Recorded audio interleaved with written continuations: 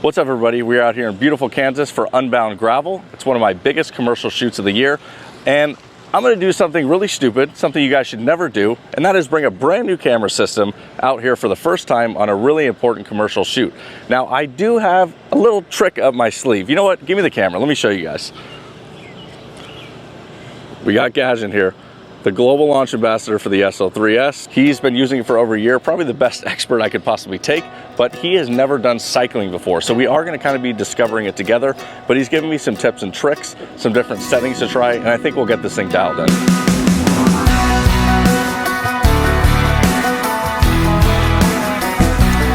Okay, let's get to the next spot. There's my two right there, I'm focusing on them, perfect. Gotta get some of that. See you many times today. All right, Gav, we're here in Emporia, Kansas, a city that I thought I'd never visit, but here we are having a great time. And I gotta ask you, what made you finally feel like the SL3-S from Leica would be valuable and really complement the type of work that you do? Well, let's take it back to a camera that we both love, the SL2S. The image quality, the files, the low light performance. But honestly, really it's the files for me and the user interface I really enjoyed. I always tell people my dream M would be an SL2S sensor and image processing pipeline into an M. And then also I loved it in the SL, but for my commercial work, it just never really kept up autofocus wise. That was really a downside for me. I would tell people it was one of my favorite cameras, but also the most frustrating because I knew its potential in image quality, but that tracking autofocus just never would keep up. And I saw your campaign, you're using tracking for dancing and photo and video and kind of fast moving subjects, stuff in the Antarctic, the penguins jumping out of the water, whales, kind of just made something tick in my head. And I'm like, I need to ask you about this. Do you think this might work for what I'm trying to do? And you are not, familiar with this style of photography, but you're like, hey, if it can photograph penguins jumping out of the water and all these different things that I tested on, I don't see why it wouldn't work for you. So that's why we're here. And so far, yeah, the focus has really been impressive. Now, I photograph tons of different things. I try to make time each year to do something new. This is something I've never done before. I'm having some fun. I gotta ask you though, how are you gonna find out if the SL3-S is right for you? It's really simple. Take it into the field, test the tracking autofocus, use your experience to set up my user profiles and the autofocus and the different focus modes, and do my best to understand how they interact with each other and just simply see if it's able to track the subjects that I need it to. Just trying to get different perspectives as they come through. I'm at 200 right now. I may zoom out a little bit when they come closer, but I do like the way they're kind of pushing up the hill here. They're gonna have to get out of the saddle. I'm just trying to get some unique perspectives here. I really like how the road's falling away. It's looking good. So I'm just moving that field box around. Again, it will hold the focus right where I'm putting that field box. So I'm just kind of moving that with a joystick, dropping it as they come closer, adjusting my composition. So far it looks like it's working really good.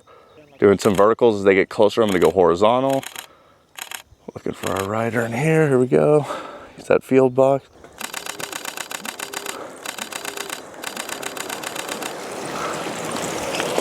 Whether it's the heat and the humidity we dealt with here, whether it was the heat in India, the cold in the Antarctic, the icy winds in Toronto even, I don't hesitate to bring this camera with me, and it's often why I bring it with me everywhere I go now. For sure. Let me ask you, because for you, even though these are like my 3 top features, for you there was just one thing that you were looking for, and that was autofocus performance. So where have you landed with respect to autofocus performance and for the work that you do? Autofocus, all these other things you just talked about are features that are important down the line as a professional. Like, you have to have all those features that you mentioned for my work, but unfortunately the autofocus was just literally just a non-starter.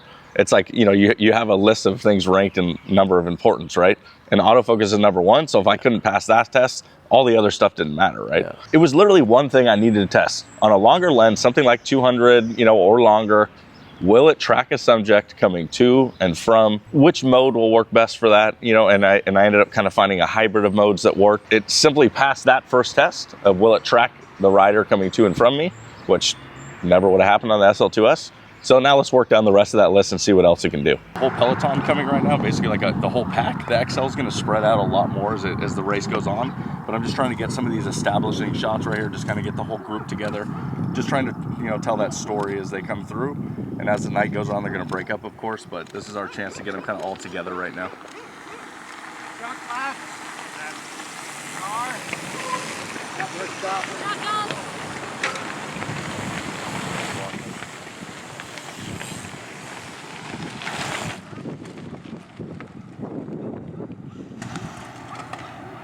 Crazy ones.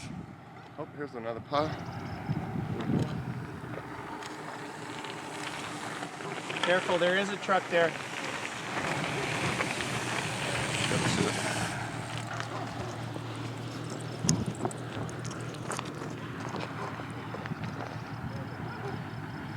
Just to add to what you're saying, and I think it's important regardless of what camera you use, is really tune the autofocus settings to the work that you're doing. I told you about this right away. Yes. Is with the Leica, jump into the autofocus profiles. Go to the profiles, select a profile that best suits your activity. In yours, it was runner, that kind of It like... made a big difference because at first we were kind of like, uh-oh, I don't know. And then we messed around with just that, went to that runner profile because it really kind of suited what we were doing, and it just really works. So very important, like you said. Very important. And then from there, you go to your autofocus mode. So how do you want the autofocus to sort of prioritize the area of the sensor? In this instance, you know, we both found that multi-field is sort of like a great place to start. Yeah. And then when you want to get a specific shot, you'll go to field, which is like a smaller box that you can tune. Definitely. And then in some instances where you know there's going to be a person or a couple of people, go into that eye, face, head, body detection. Yeah, for sure. One challenge we've both found out, and I knew this beforehand, is that it sometimes will prioritize the body, and then because of a Leica lens having such shallow depth of field, you might have a little bit of off focus from like the eye to the nose, or like the eye to the face and the ear. That kind of shift might happen depending on the angle of the person. Yeah. So it's great to use the eye face when you know that you have that close distance to them, like portrait environments, or at least that kind of distance. Yep. When you go further back, go into field, multi-field. That is going to make a big difference. For sure. Running through the portraits today, I think the SL3-S is incredible for this. We already did the sports in action, we did tracking stuff, and I wanted to bring it in, like I said, for the portraits at the end here. The focus made it incredibly easy. It allowed me to connect with my subject more, not worry about the camera, you know, what it was doing. Just aim, shoot. I'm really in tune with 50 millimeters, so I pretty much sometimes not even really looking through the camera. I'm just staying connected with my subject, letting that eye autofocus do the job, and it's nailing it perfect. You know, this is something that we talked about often, and I think most people should know, is like jump in, choose the autofocus profile, then jump out and choose your autofocus mode based on what you're capturing. Exactly, yeah, it did make a huge difference. And any camera system, not the SL3S, and not even just Leica's, you really need to learn your equipment, right? And something I'll say is, maybe within the first hour, I was just boom, I would see, you know, my subject is here, switch to field. My subject is here, go to multi-field. My subject is gonna be here, go to face and body detect. With the lenses, the focal lengths, it became second nature very quickly. Yeah. I was just snapping between the different profiles, or not profiles, sorry, the different modes. And yeah, it became second nature. And I think as the weekend went on, I just became more in tune with it. And yeah, I think, you know, learning your system, dialing in those settings, dialing in the modes, the profiles is really important, and it made a huge difference for us. So we're not always going to be in the Antarctic shooting penguins, or in India shooting beautiful people in colors. Sometimes we're in the middle of nowhere in Emporia, Kansas, photographing cyclists at this insane event where they ride 200 and 350 miles. Yeah. So not ever doing this before. How was your experience? And are you glad that I brought you out here in this mayhem, crazy environment? Yeah, you know, for me, once or twice a year, I'll always try to go and shoot something different. I'm not a photographer that sort of parades around saying, hey, I can shoot anything, hire me for anything.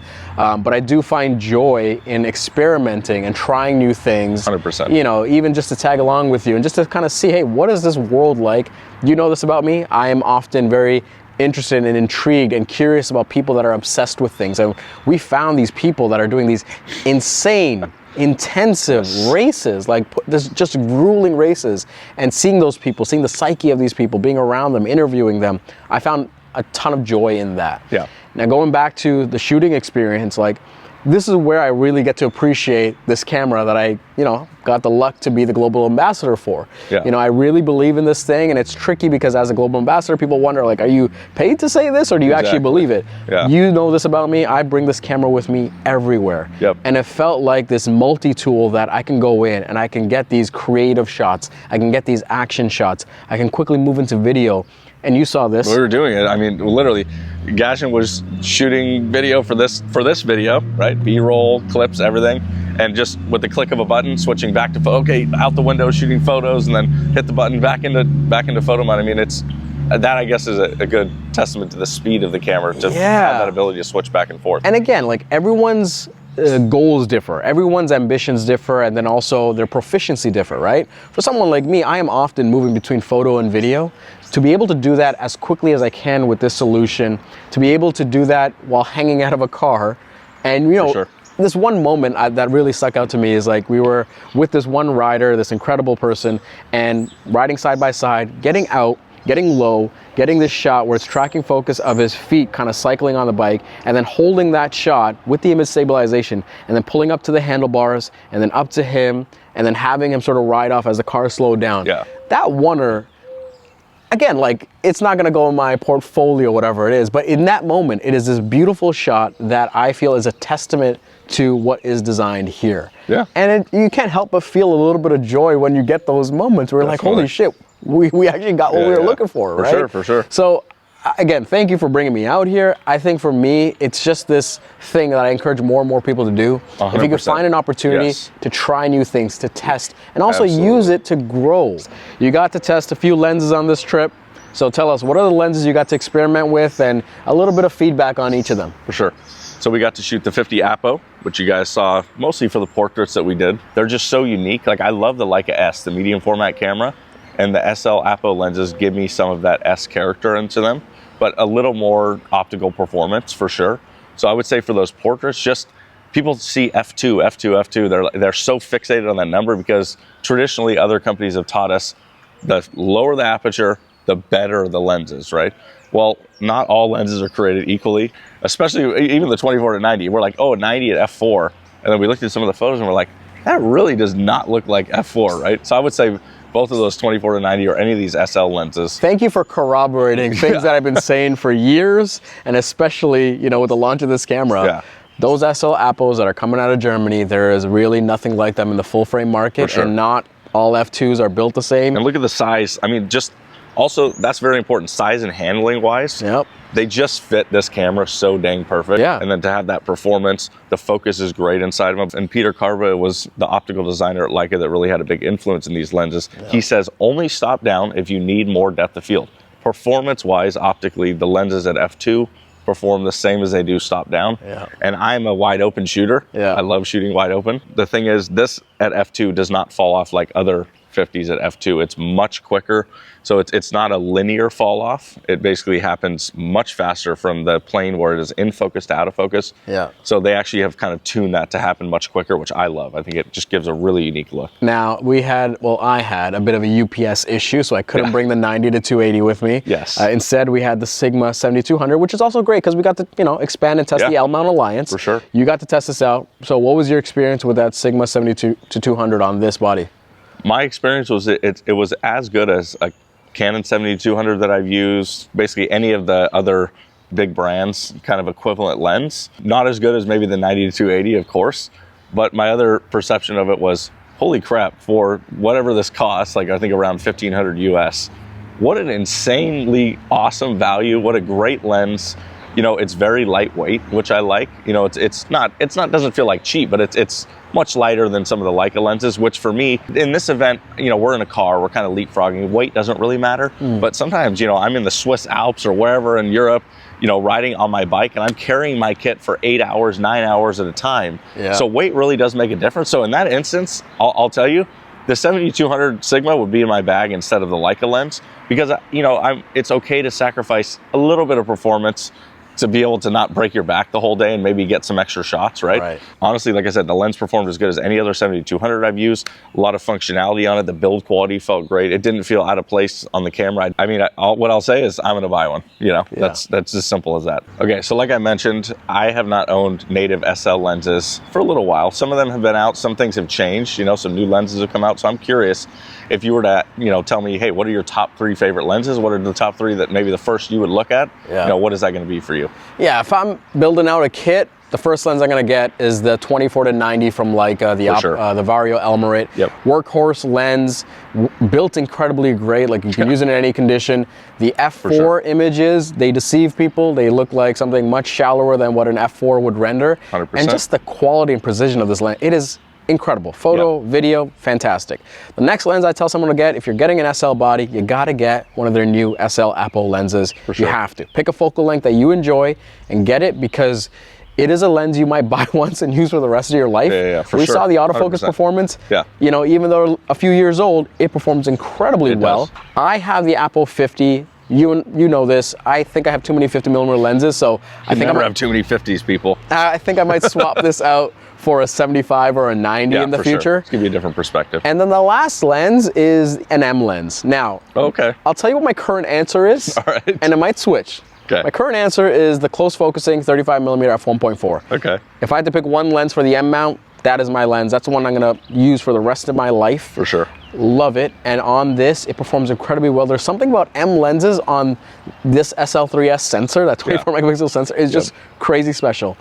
That being said, I recently got the 50mm Noct Deluxe. Yes. And maybe, I had a feeling this was coming. Maybe swapping this out, you know, getting rid of this 50 Apo, I think the Noct Deluxe might take that spot. This is the thing we were talking about. I got this lens recently, and you were telling me, hey, do not get rid of this lens. Before you got it, I said, you have to give it a chance. You have to shoot in the right scenario. You did. You told me that. I knew it would be a struggle at first for you to fit it into your style of shooting. Yeah. But yeah, it can, for sure. You know, I'm not a collector. I'm not here to just have nice things. I need it to serve a purpose. Yep. I have a lot of cameras, a lot of lenses, but they all serve a specific purpose. Yep. And I was struggling to find the purpose. But out here, you showed me a few examples of like, hey, this is a place you would use this lens. Yeah. This is a situation you would use this lens. And I took 3 photos, and then it's sort of like, it just clicked. It was this moment where I'm like, oh, I can see where I would use this lens exactly now. Yep. So let's revisit this maybe in 6 months. For sure. I think that Noct Deluxe might be the 3rd spot for me when it comes to top 3 and if you guys lenses. have one, you have to try it on the SL if you have both, because it balances similarly to the Apo lenses. Yeah. It is big on the M, but man, it fits perfect on the SL. Anyway, look, enough about my lenses. I want to ask you, where have you now landed with the Leica SL3-S? We've been shooting for a few days. Yep. You've used it for your work. Where have you landed? Well, I bought one, so I would say we've landed somewhere pretty good. I needed to test it for myself in my environment and see if it worked for my work. Yeah. And we did a variety of stuff. We shot individuals, we did a group of people, we even did some portraits, flash. I think we kind of tested it in just about any type of, put the autofocus through any type of harsh condition it could go through, and it worked perfect. I think similar to the SL2S, this is going to be a slow burn, and as more people get their hands on it, as more people test it, as more stories come out from people sharing their success stories using it, I think this is going to be one of those cameras like the SL2S that becomes more well-regarded over history. That's why I wanted to make this video, because like I said, the SL2S is so great for a lot of people, but I felt, there's a big group of us that want that focus. Yeah. So now I'm like, wow, for me personally, I mean, this is appearing to be the ultimate camera. Yeah. Multi-shot mode for scanning film, for shooting cars. This is going to be the camera that I use for, I would say, 95% of my work. Yeah. I do have the medium format Fuji that's just crazy resolution, and sometimes, but I rarely find myself picking that up. Even, it's just not necessary. I mean, I have prints in my house, you've seen them, 60-inch prints from a 24 megapixel older M. You know what I mean? It's like, you guys get too hung up on resolution. It's not everything. Resolution's incredible. It has many benefits, but don't get hung up on that. All right, Gajan, I hope you enjoyed coming out to beautiful Emporia, Kansas in the middle of nowhere. I hope you guys enjoyed watching my first look at falling in love with the SL3-S, and I'll see you guys in the next one.